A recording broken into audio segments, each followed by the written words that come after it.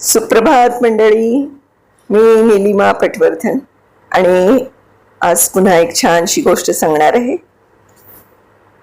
फरक, काच आणि हिरा यातील. शीर्षक आहे फरक, काच आणि हिरा यातील. सुरू करते.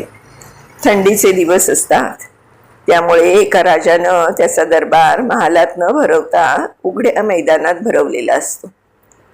सूर्याच्या कोवळ्या उन्हात प्रजा बसलेली. कामकाज सुरू होतं. इतक्यात तिथे बाहेर गावाहून एक माणूस येतो.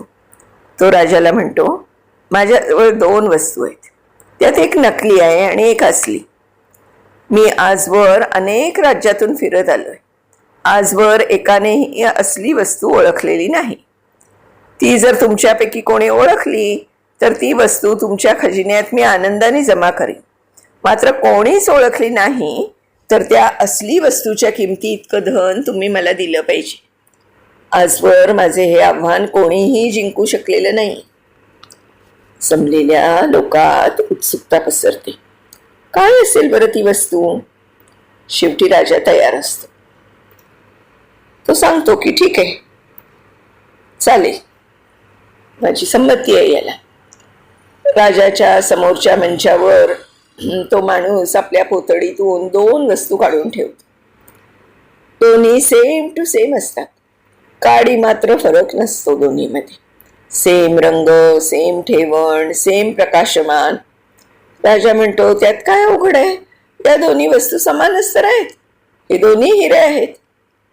तो माणूस म्हणतो, नाही राजन, त्यातला एक असली हिरा आहे आणि एक नकली म्हणजे काचेचा तुकडा आहे. आता मात्र सगळे चकित होतात. जवळून अनेक जण निरीक्षण करतात. कोणालाच ओळखू येत नाही. शेवटी राजाही प्रयत्न करून पाहतो. तोही हरतो. मग ठरल्याप्रमाणे त्या असली हिऱ्याच्या किमती इतके धन त्या माणसाला देण्याची वेळ येते. इतक्यात प्रजेमध्ये एक आंधळा मनुष्य असतो. तो उठतो आणि म्हणतो, हे राजन, तसंही आपण आव्हान हरलो आहोत. मग एक शेवटची संधी मला द्या. जिंकलो तर आपला फायदाच आहे आणि हरलो तर तसंही तुम्ही धन देण्याची तयारी केलीच आहे. राजा क्षणभर विचार करून त्या अंध व्यक्तीला परवानगी देतो. अंध व्यक्ती दुसऱ्या एका माणसाच्या मदतीने त्या मंचाजवळ येते. दोन्ही वस्तूंवरून हात फिरवते आणि एका झटक्यात सांगते की हा असली हिरा आहे आणि तो दुसरा जो आहे तो नकली आहे. सगळे चकित होतात. विशेषतः तो माणूस देखील चकित होतो, कारण आजवर कुणालाच ते जमलेलं नाही. ते एका अंधाला कसं जमलं? पण शेवटी ठरल्याप्रमाणे तो असली हिरा राजाला देऊन तो माणूस या अंध व्यक्तीला विचारतो की बाबा रे, तू कसं ओळखलंस? त्यावर हसून अंध म्हणतो, सोपं होतं. मी हात लावून पाहिल्यावर त्यातला एक थंड होता आणि दुसरा गरम. जो थंड होता तो हिरा, जो गरम झाला होता तो नकली होता. कारण काच जास्त गरम होते, हिरा तितका गरम होत नाही. टाळ्यांच्या प्रचंड कडकडाटात आणि अंध व्यक्तीच्या पायाशी तो माणूस वाकून नमस्कार करतो. जीवनात देखील असंच असतं.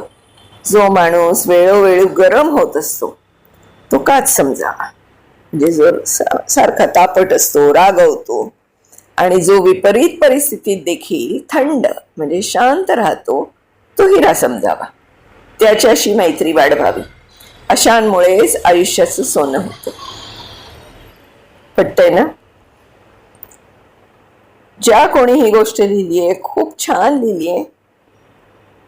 मनापासून धन्यवाद त्यांचे, कारण कोणी लिहिलंय माहिती नाहीये.